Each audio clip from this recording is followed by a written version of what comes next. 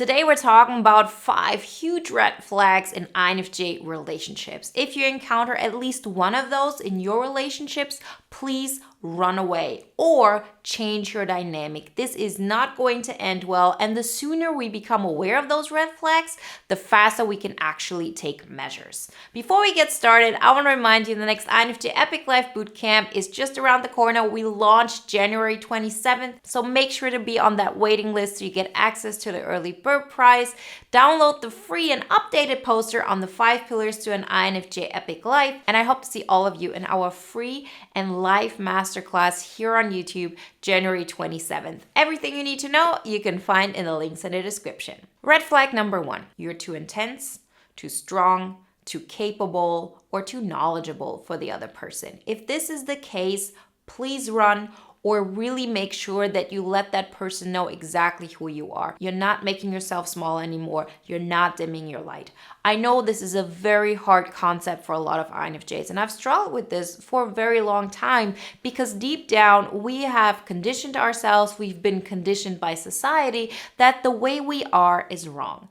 And we do have strengths that make a lot of people uncomfortable, particularly people who don't have a strong sense of self, who have a very fragile ego. If you become too powerful, as in you can do something they cannot, or you don't value how they see the world because you have a different outlook on it, what do INFJs mostly start doing?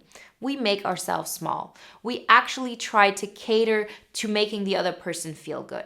Think about it. If you have somebody in your life, specifically if it's a romantic relationship, and you feel like they don't know that you feel more powerful than you're actually showing, or that you feel you're better at something than them, but you're not showing them because of the fear of their reaction, then this will not end well. You're not going to feel seen in the long run. Because in the end, you are this powerful person. You are this intense INFJ. And it's necessary for people you're in a relationship with to know these parts of you. Otherwise, you'll always feel like they're not really seeing you. They're not understanding you. You will not feel that connected. It will all be based on what you see about them, what you can do for them, but they don't know exactly who you are.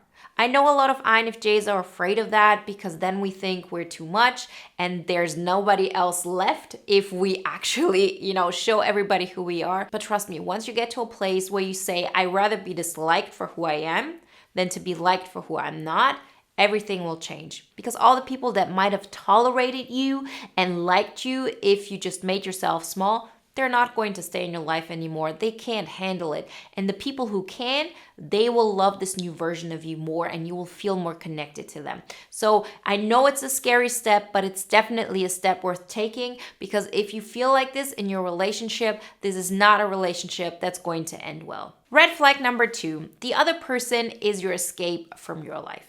Every one of us has experienced this. You meet somebody and you feel like, oh, if I spend time with them and I pretty much put myself into their life, everything will be okay. Because my life might be boring, it might be sad, it's not, worth staying here if the other option is to actually join them in their life. This is not going to end well. This is a red flag. Please understand this. Yes, we've all done this, and you will be surprised how many INFJs throughout the last 10 years almost that I've been doing this have written to me. I have a crush, I have a partner who's living in another country, on another continent. I have done that, right? Over and over again. And this is a typical INFJ move, because what is a better way for us INFJs to think we can escape our own life than to think, oh, I can just move somewhere completely different and then everything will be okay. It's not going to, because even if you put yourself into their life, that life becomes your new life and you'll have the exact same problems that you have now, which is that you might lack direction, that you don't feel fulfilled, that you don't feel like you're taking control of your life. So although this might seem like a quick fix and something that will make your life better, it will only feel like this in your mind. So if you feel like this about your partner, it's time to change your dynamic. Think about, what if you didn't have that partner? What if you didn't have a partner that you could escape to? What if you were stuck in your own life? How could you improve it? How could you make it better? And this is actually the basis of the INFJ audio guide. This is one of the main things we talk about in bootcamp, because making that transition and understanding that you as an INFJ can actually set anchors into your own reality and then make it blossom. So in a way of the grass is not greener on the other side, I just need to water my own grass. Everything changes. So if you look at your partner as an escape, know that this is just an illusion. That doesn't mean that you have to give up your partner, but just don't feel like that will be your solution. It's not. In order to feel like you're really changing your life and making something happen that excites you, it's on you. You make it happen, and you start with where you are right now. Red flag number 3. The other person is your project and you think you can fix them. And I'm not even talking about potential here. I'm talking about that person has underlying insecurities. That person has some blocks. That person doesn't see themselves the way you see them. It's something that we could fix because we as INFJs have the ability to look behind the curtain. We could fix them. And because of that, we would have value. This is something so many INFJs keep doing, and I used to do it all the time because we want to have value in this life. We want to be of service, and we use this relationship, which is our closest psychological connection to another person, to making that happen. The problem with this is we turn into a very codependent person. It turns into neediness. It turns into something that is not healthy. Your partner is supposed to be somebody who's at your eye level, somebody that you take on projects together, that you conquer life with together, and not somebody who needs you to fix them so they could be thankful to you and they would then love you. Right? You are so much more than being a fixer. You deserve to be liked, loved, appreciated for who you are, and not how much you save that other person in regards to, oh, I'm the only one who can save them. That ensures me that they will like me. What if you don't want to do that anymore? What if you actually say, I want to be liked without having to do this for the other person, without being the savior for this other person? Change that dynamic and everything will click. You will see things will make sense on a completely new level. And again, it doesn't mean that you have to give up that relationship. Very often you can just say, I'm not taking responsibility for that anymore. I'm expecting that person to pull their own weight, and if they can't, maybe it's not going to work.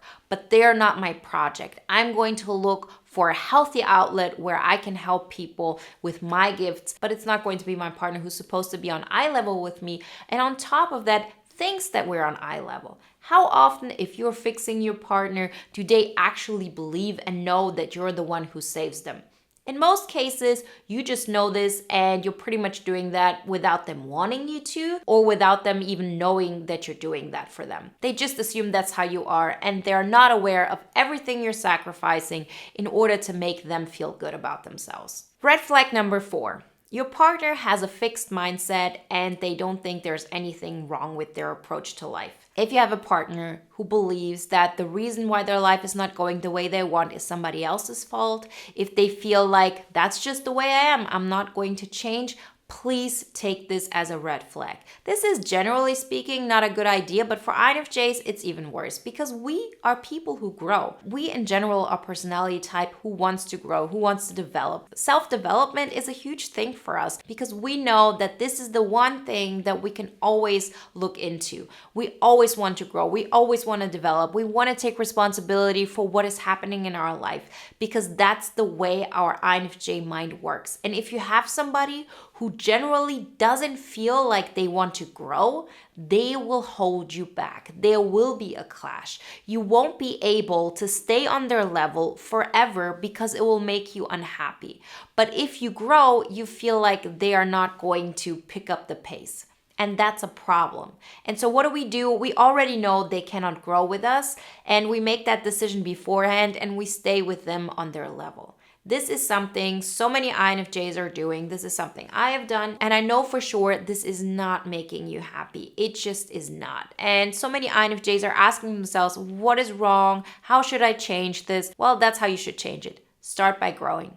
Get to a place where you say, I'm not going to let go of my own growth. I'm going to grow, and either that person is growing with me or we're just going to grow apart. But I'm not going to stay still and making a decision for them.